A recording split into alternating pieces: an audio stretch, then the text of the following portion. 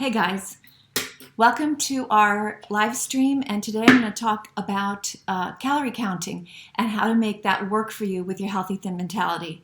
Now hold on, you guys who've been with me for a while, you know that I'm not going to tell you to calorie count, but you guys who are new, calorie counting is one of the most used and frequently talked about ways to control what you eat, calorie counting. And so you buy a little journal, or you buy a little book, or you look at the food labels and you make sure that every day you're eating a certain amount of calories, and you think, okay, this is great, this is how I'm going to lose weight. What calorie counting does and how this affects you long term is it makes you not hear your own body's signal about whether or not you should be eating more. And that is really, really important, because that's how dieting long term messes you up. So instead of going, okay, hey, I'm going to get a low calorie book and I'm going to make sure I know the exact calorie quantity in everything I eat, which is something I did for years. Instead of doing that, say to yourself, if I look at the calorie count, what does that do for me? How does that affect me? And think about this really logically. When you're eating something, and I know you've done this, and I know I did it many times, and you go, wow, that was 180 calories. I thought it was 250, so I'm going to eat more. What is that? What is that? That is you not paying attention at all to, do you even want more? Do you even need more? Is your body even asking for more? Or do you want something else? Again, it's the disconnect that dieting does to you that then ruins your relationship with food, eating, and your body. I'm telling you guys, this is really important. And I know that we've been taught, and believe me, I'm going to say this again, I dieted doing this kind of thing for 25 years. I know very well why you think it works and why you're fearful of giving this up. But it's a little leap you have to take in order to understand the importance of giving it up. When you give it up, when you stop trusting all these external cues about what, when, and how much you should eat, when you stop relying on little programs and reading labels and all that, you have to start listening to something else. And what that something else is you. It's your body. And I know that, especially if you grew up in a household that where your parents dieted and everyone around you dieted, and you've seen it on the television or online 10,000 times, that this is the way to lose weight. You gotta what's your thing? How are you gonna do? You're gonna do this kind of calorie count, or you're gonna only eat this kind of foods. All those things you think work because there's so many pro-diet messaging out there from people you love, people who love you, and also from the world at large. So of course, when someone says to you what I'm saying, which is, you stop doing that because it doesn't work long term, you go, well, that can't be right because this is all I've heard my whole life. Okay, but look around. What has happened to our population? And, lots of times I think, how can we measure the effect of dieting long term on us as a culture? And something I thought of over the weekend was, so it used to be kind of a female issue, dieting. It didn't used to be that guys were so involved with weight loss and weight control and feeling fat and all this. And I've gone on a lot of different social media things lately to kind of hear what the younger guys are saying. And I'm telling you, they're in the same spot as women now. Maybe not quite as bad. And I'm talking about like young guys, 25 and under. They're having the same bad relationship with food and eating that used to be reserved just for women. So then the reason I think this is important is because people try to convince us that it's about the food. We're all gaining weight because the food's bad, and we use processed foods and all that. But that didn't change for guys to have this bad relationship with food and eating, because that food source has been pretty stable for the last 25 years. I mean, it's been processed or whatever for that long. So what did change for guys? The diet companies started going after them too. And it just used to be you'd see Weight Watchers ads, there was never any guys in them. And now there are, or Nutrisystem or whatever. So what I'm trying to say to you, I'm trying to convince you to understand the wisdom of what I'm saying here. And what I'm saying to you is all these things that you think help you do not help you. They break you. You don't break your diet breaks you. One of my favorite sayings. So, it's so hard to study food behaviors and how people gain weight or lose weight, because people it's really hard to have a laboratory for that because people have lives and they're not going to go and if they are in a lab eating, well, then that's not their real life. And so it relies on self-reporting of people. So you get a lot of studies that I think are completely wrong because people lie when they say what they ate. And it's just really hard to have proper research on food and body weight. So, but what isn't hard is to just take a general common sense view of, since dieting has become the rage, and that's like in the mid 60s, what has happened to our population? We've gotten bigger and bigger and bigger. Like whenever I'm on this Facebook group about old pictures of the area which I live in, and you'll see groups of people, big crowds. There's no heavy people, guys. And this is, I'm talking black and white photography, so earlier than the 60s, like looks like 40s, 50s, a lot of those. The people aren't heavy back then. Again, what has changed? Yes, the food has gotten different, but when you have a healthy thin mentality, even if you're eating processed food, what makes you heavy is the calories, guys. It's not, it's overeating, it's quantity. And it's so easy for us to go, well, it's the quality of food. You can get really, really heavy eating really high quality food. And you can get really, really thin eating low quality food. I'm just saying, and I'm not telling you to do that.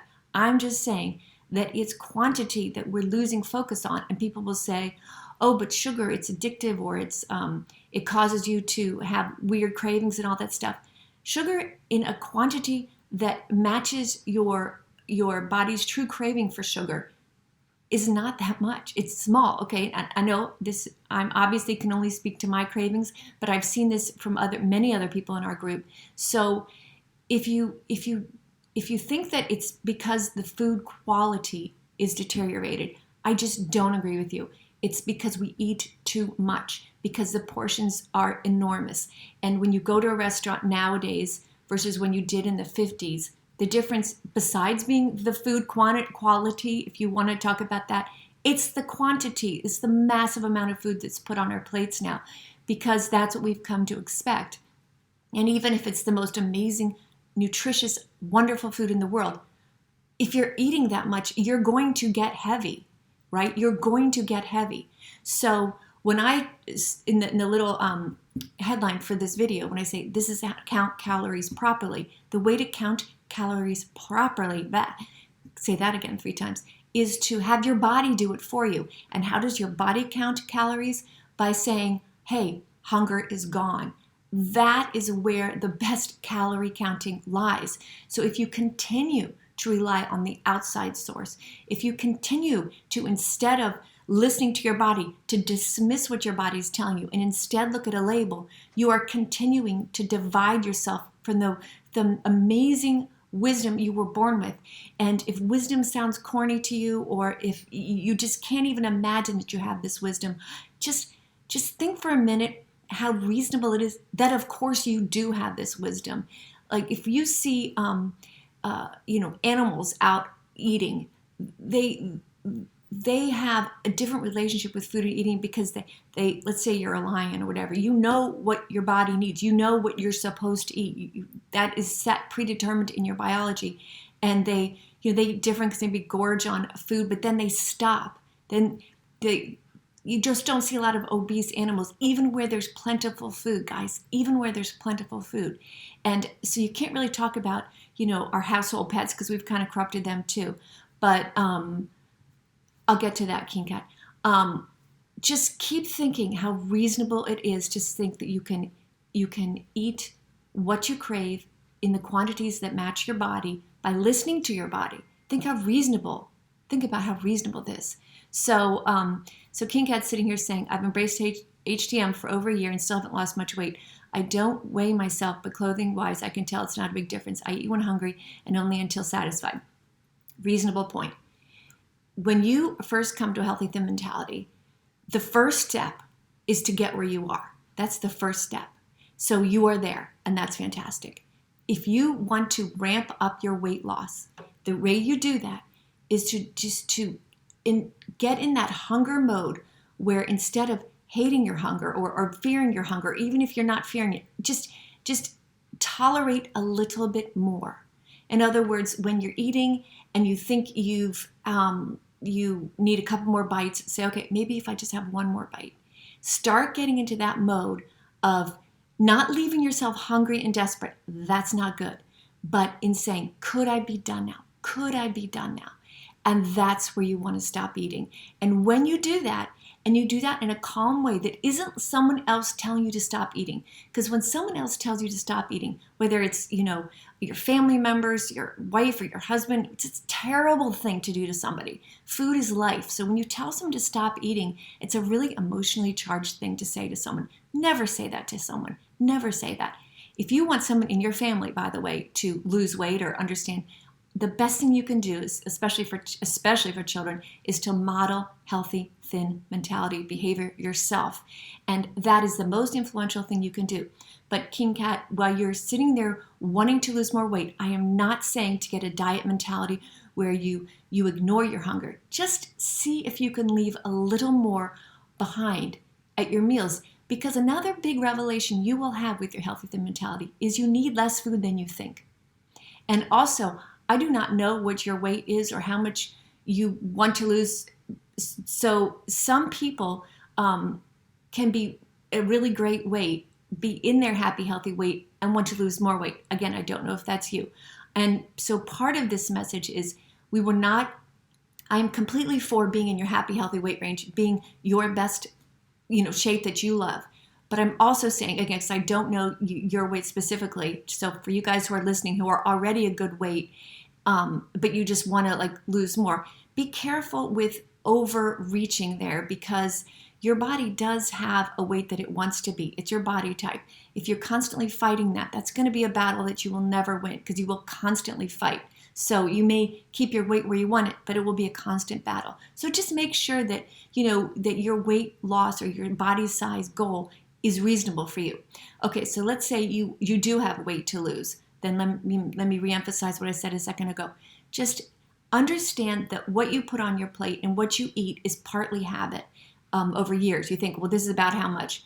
But just always be open for the possibility that you could have a little bit less and see how you feel. And remember that eating with hunger, eating food that you really love, is the best experience. So you may say, well, yeah, but if I eat a little less, then wow, that's kind of sad. I'm not getting to eat that much.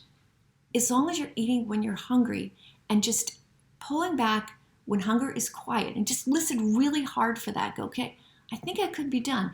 And the way you can do that with confidence is always saying to yourself, wow, if I'm wrong and I need more food, I will eat more. You never leave yourself in that position of that horrible diet position where, well, I just ate my lunch and now I can't eat again until 7 and I'm frickin' starving. Don't do that to yourself. Just say, hey, I'm going to eat a little bit more and see how that feels. And I'm going to delay. I think part of me thinks I need more, but part of me isn't sure. Let me just see if I can distract myself with my life, other important things that I love and I'm doing. I'm at work. Let me just see if that calms down. Give yourself the chance to show yourself that was enough, because, it's always the truth that the way to lose weight is to eat less, right? I don't care what anyone says. You can go on keto and you can lose a lot of water weight really fast, think you're losing fat and go, wow, this just really works for me. No, it doesn't. Keto, the second you eat a carbohydrate, you gain it all back. Or you start gaining the weight back. And if you're one of those people who is willing to not eat bread for the rest of your life or not eat all the beautiful foods that we have eaten for centuries and centuries, that is fantastic. If you're willing to say, well, I just can't eat that. If you think that about yourself, I feel sad for you, because that's not true. Your body, no matter where you were born, there's always been carbohydrates for humans, right? There's always been things.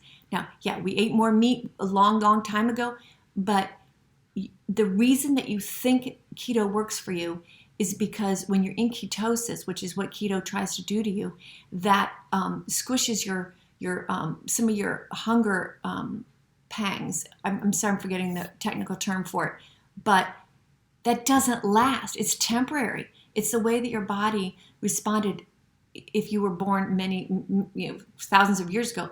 That's how your body would have responded to famine, to having no food, so you could still get out there and search for food, hunt, whatever, gather. So if you think that keto works because you get into that stage, that is not a normal state to be in. That is not where you want to live. That is really hard on your kidneys and your bladder. Look that up. That is not how we were supposed to eat. So instead of going, okay, wow, I'm going to, have some weird food and not trust myself and start eating foods that I don't like and not enjoying the foods I do like, that's just a huge price to pay, and it's unnecessary. Hey, Lisa. So please keep thinking to yourself that keep remembering what we're talking about here and going, does anything I'm saying sound unreasonable? Contradicting that, do diets seem unreasonable? Oh, no, you can't have that because then you'll have to, let's say you can't have bread because bread gets in your system and then makes you crave sugar or whatever. If you eat bread when you're on keto, and I'm picking on keto right now, I know, it's because in your body's like, wow, I haven't had that in a long time. There's some stuff in that I really need. And then you crave a whole bunch of it. So you set yourself up for some weird binge on carbohydrates because you haven't had them. And then your conclusion is, wow, I can't eat carbs because when I have one, I crave them. But do you see how silly that is? If you were eating normally, a nice balanced amount of food, which you will crave, your body will crave carbs, your body will crave protein, your body will crave crunchy green vegetables, and your body will crave some cookies or whatever now and then. Normal balanced eating. What naturally thin people do, have this nice balanced food, they eat all kinds of things, but they eat less. They eat less. And why they're eating less is because they're not freaked out about their food choices. They know I can eat whatever I want whenever I'm hungry, and I refuse to put anything in my mouth when I'm not hungry, because why would I? And if you're sitting here listening to me going, I'd always want to put food in my mouth. No, you wouldn't. You think that because you've been dieting your whole life and you don't even know yourself. So it takes a leap of faith, but to go from being a dieter, saying, I'm never doing that to myself again. It hasn't worked. I keep dieting over and over and over, and look where I am. It takes a leap of faith to go from that over to, okay, I'm going to trust that my body was born to be in a happy, healthy weight range, not to carry around 20, 30, 40, 50, 100 extra pounds, because you were not. You were meant to be in your happy, healthy weight range by listening to your body. And when you shut your body off and you listen to a bunch of people spouting a bunch of BS, making money off of you by telling you what to eat, and you listen to them instead of to yourself, you're losing out. Your wallet is getting thin over time. You are not. And there was some great posts. Someone posted in one of our groups about Weight Watcher lies. Yeah, their research shows that it doesn't work, but they don't have to tell you that. And, when you see before and after pictures, you guys know you can buy those, right? Or you can doctor those up. And you can put people on TV telling you they lost weight. And it's a lie. It's an actress or an actor. You know that, right? So don't listen to that. And if you want to for sure understand that, look at Oprah, who says she's a big spokesperson. She can't keep her weight where she wants it. It's always going up and down.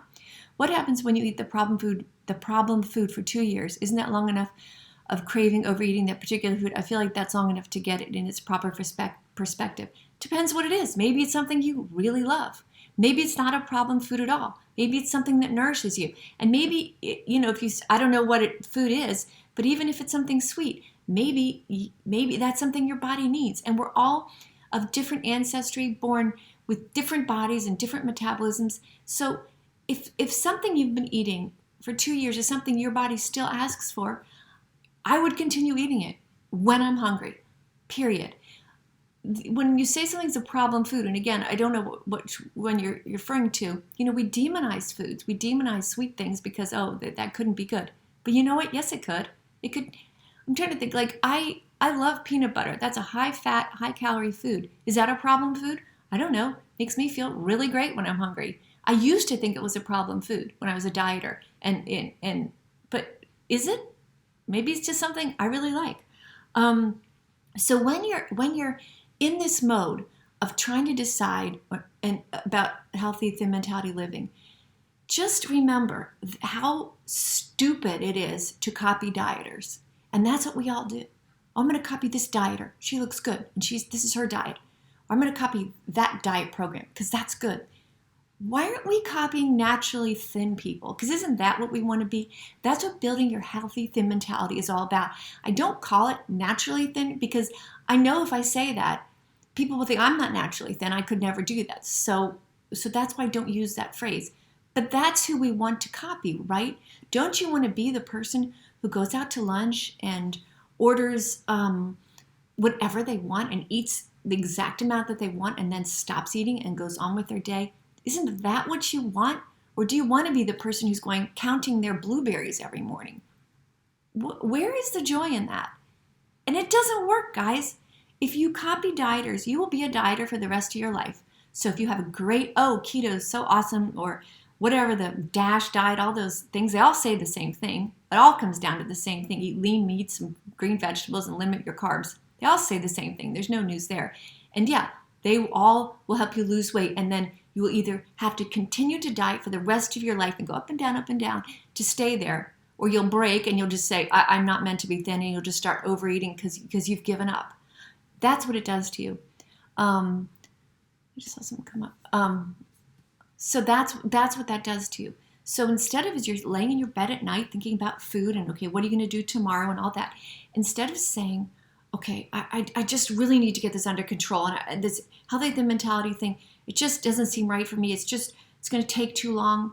Okay, well then go ahead, go on another diet. And we have people, guys, coming back and forth to our groups. We have 2 groups who go and they feel that this message is good, but then they go back on a diet and they come back.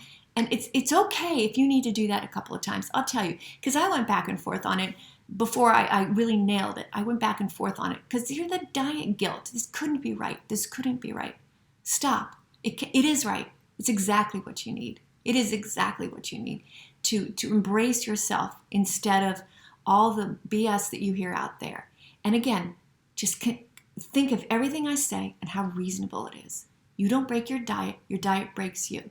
It turns you into someone who you were not born to be, someone who is carrying around extra weight. Look at the pictures from from 60, from the 1940s. Well, it's even longer than that, because when I'm thinking the 50s, there was some diet culture in there. But look at some pictures from World War II.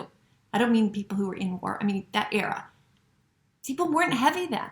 And it's not because of the food. It's because they didn't eat as much of any food. They didn't eat as much. Did they enjoy eating as much as we do? They enjoyed it more because they weren't guilt-ridden all the time and stressed out. And that's the truth. That is the truth. So stop doing that to yourself.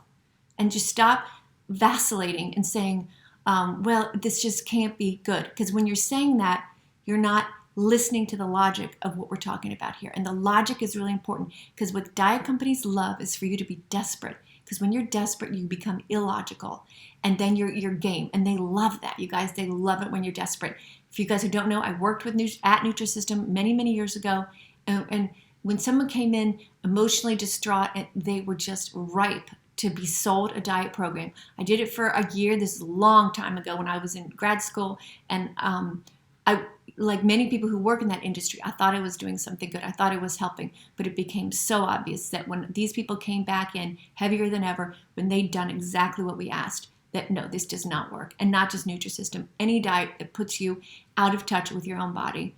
Linda, what is your take on seeing a nutritionist who will use scans of blood work to determine if you have a thyroid? Okay, it's good to know if you have a thyroid issue, and it's good to know if you have a food allergy. That's fine. I heard the lady is pro 6 small meals. Why? Why do you want to eat 6 small meals a day? Wouldn't you rather eat when you're hungry? Maybe you're not hungry then, and you're going to eat a small meal. That's all. Nutritionists, I think, the heart's in the right place, but no, 6 small meals a day. What does that do for you? Let your hunger bloom and enjoy some food, for goodness sakes, and stop worrying about all these rules. Yeah, if you have a thyroid issue, that's a good thing to know. Food allergies, your body is probably going to let you know. If you don't feel good after you eat something, then don't eat it. That's how I go on that. But stop, giving so much reverence to someone who's a nutritionist. I've seen a lot of heavy nutritionists, by the way, not to throw shade at people, but I have. So, if they can't heal themselves in that way, I'm not so sure they can help others. That's kind of harsh, but, and if you are looking for the best wisdom, the best guidance, please look to yourself. Please listen to your own body and go, okay, my body's telling me that I don't need any more food right now. Listen. And if that seems like it's going to take willpower, that first few times before you get good at this, willpower isn't the right word, but if you've dieted, you have willpower anyway, because dieting is really willpower and it's difficult. So that's where you are. No. 6 small meals a day. That sounds completely horrible to me. No. Eat when you're hungry. Don't eat when you're not. Period. That's what this is. Okay. Meredith T was our winner last week. Meredith, please email me your address so I can send you our workbook book combo. And if you've already had that, and I don't know if you do, I'm happy to send you our lip balm necklace instead, our Stay in the Moment lip balm necklace. So listen, you guys, I'll be back next week, and I'll try to do another video in between. You can do this. Keep thinking how reasonable this is.